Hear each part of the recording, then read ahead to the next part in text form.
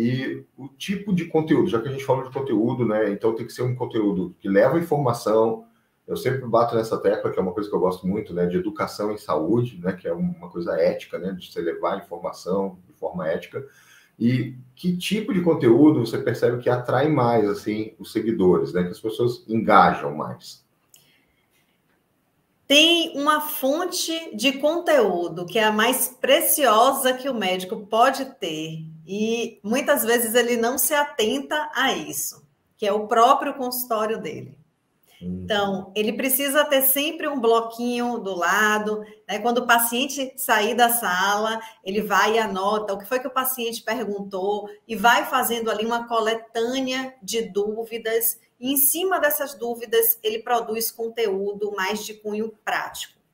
E qual é o erro, muitas vezes, que eu vejo dos médicos ao produzir conteúdo? É querer dar uma profundidade, verticalizar muito esse conteúdo no Instagram. E isso não traz resultado, pelo contrário, isso espanta paciente. Por quê? Porque a mente humana, ela não se conecta com aquilo que ela não entende. Então, se o paciente, o seguidor, possível paciente, está no Instagram e ele não consegue entender o que aquele médico está dizendo, ele acaba saindo do perfil, ele acaba não lendo o post, porque aquilo tudo ali precisa estar muito bem, precisa estar palatável para ele. Ele precisa olhar, entender e dizer assim: ele está falando comigo. Olha que ele sabe qual é o meu problema e ainda me diz qual é a resposta. Então, é esse formato que o médico precisa dar, o conteúdo dele no Instagram. E muitas vezes o que é que acontece? A gente na faculdade tem uma linguagem muito técnica e se comunica assim com os colegas, com os demais profissionais, no caso de vocês, com todos os profissionais de saúde, porque todos têm mais ou menos o mesmo jargão. E abandonar um pouco esse jargão, né, para o médico é muito difícil. Então, outro dia minha filha foi fazer um post e aí ela colocou assim, como fazer alguma coisa e escreveu na parede abdominal. Aí eu disse assim, filha, olha só, parede abdominal para você, para mim é barriga, né? Para as outras pessoas é barriga. E tá tudo bem, o médico ele precisa se acalmar em relação a isso, porque muitas vezes ele diz assim, olha, não foi isso que eu aprendi na faculdade, né? Se eu falar assim, será que os outros médicos, será que os colegas vão achar que eu não tenho competência técnica, né? E não é bem isso. Porque quando a gente está no Instagram, a gente precisa adequar a nossa linguagem com a linguagem da pessoa que está nos ouvindo, porque senão a comunicação ela não acontece. Então, eu, por exemplo, preciso me despir da minha linguagem jurídica toda vez que eu estou aqui no Instagram, porque se eu começar a usar o meu juridiquês, os médicos vão sair correndo e o meu público é de médico. Então, toda vez que a gente se comunica com alguém, a gente precisa adequar a linguagem. Por exemplo, quando os meus filhos eram menores, eu adequava a minha linguagem aos meus filhos, né? Eles foram crescendo e eu fui adequando essa linguagem à medida que eles cresciam. Então, toda vez que você se comunica, você precisa adequar a sua linguagem. Então, esse é um problema que eu vejo, é o conteúdo que não conecta.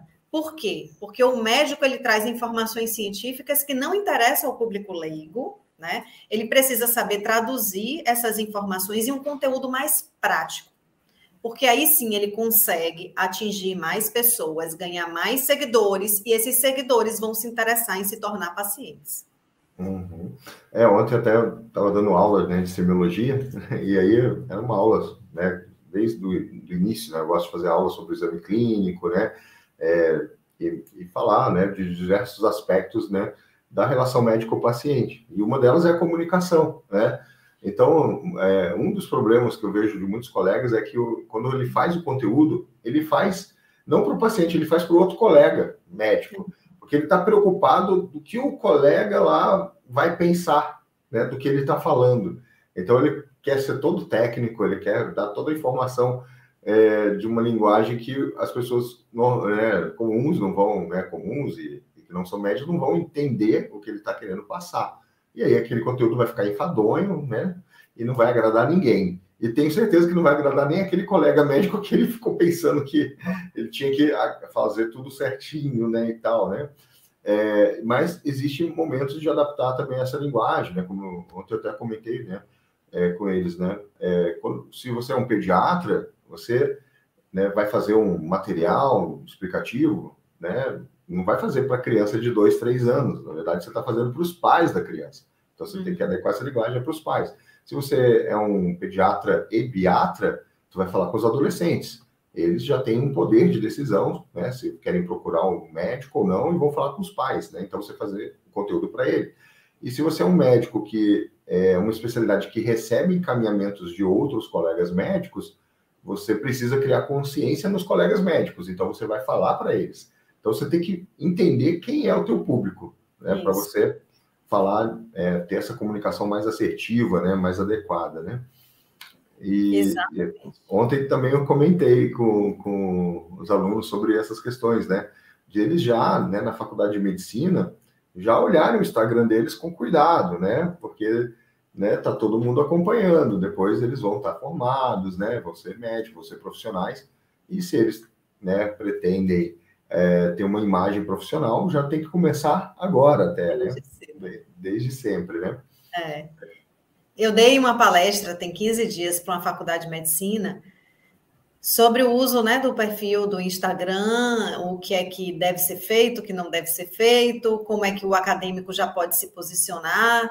Então, o que eu falei no final é: cuidem bem da imagem de vocês, né, da imagem profissional de vocês, porque tudo vai ser um passo a passo, né, um caminhar. E naquele momento que você pega ali seu CRM, aquele histórico já vem ali com você, né? Então, se você começa desde o início a ter um perfil bem montado, a ter um cuidado na sua comunicação, né, a prestar atenção no que você está dizendo, as formas, a comunicação não é só a comunicação verbal, existe uma comunicação não verbal, que inclusive ela é muito mais importante do que a verbal. A verbal é muito importante também. Mas por que a não verbal ela é até mais importante? Porque nós, nos primórdios, nos comunicávamos com os outros sentidos, né? Então, gesticulando, a gente precisava ter um senso mais apurado da visão, porque se os predadores chegavam, a gente precisava ter essa visão impactada para poder, né, correr. Então, isso vem desde lá de trás. Então, por isso que o homem, ele se impacta com aquilo que ele vê primeiro, né? A comunicação verbal, ela vem depois.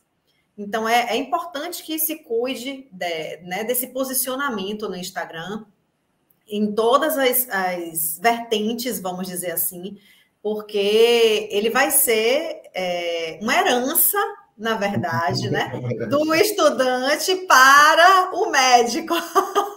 Então, é isso que eu falo. Olha lá, vê o que é que você posta, porque às vezes quer postar, né, algumas coisas e assim, aquilo ali é um caminhar, é uma construção.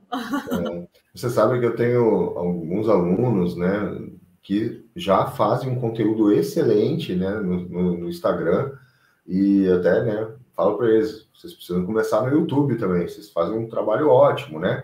Você está aqui, né, um estudante, né, que já está quase se formando, Hugo Falqueto, né, ele tem um Instagram, ele já vinha de uma formação, né, ele é educador físico, e ele faz muito conteúdo relacionado à medicina e a exercícios físicos e atividade física, que já vinha com uma experiência, uma bagagem.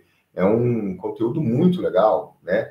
Então, antes, né, de, né, estar formado como médico, ele já tem levado essa informação de qualidade para um público e está gerando, né, ali uma audiência, um público que tem interesse naquele assunto, né? Vai se identificando com ele também, né? Não sei até, né, qual o objetivo dele, mas eu tenho que falar que o Instagram dele é ótimo nesse ponto, ótimo, né? Eu acho ele um exemplo, né? Então, né, eu acho legal. E tem uma outra ex-aluna também, hoje já é médica, né?